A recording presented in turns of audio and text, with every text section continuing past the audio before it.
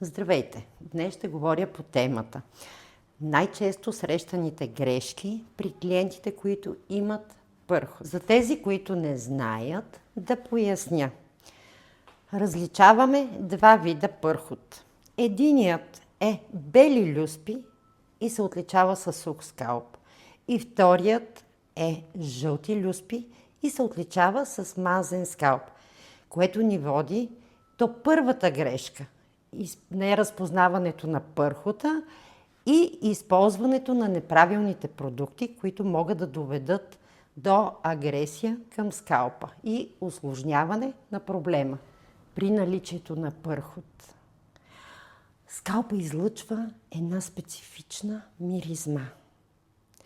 И човек с надеждата си, че ще премахне тази мазнина, ще я отмие, започва и измива скалпа си понякога веднъж дневно, понякога няколко пъти на ден. С една единствена надежда, че ще я премахне.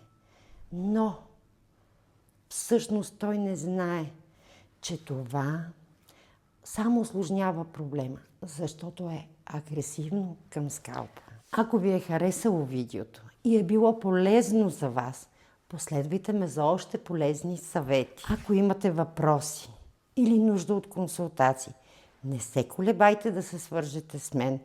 Заедно можем да постигнем здрав скалп и красива коса. Аз съм Стефи, експерт-фризьор. С моят 30 годишен опит в индустрията на красотата имам професионална програма и специфична персонална рутина за домашна грижа.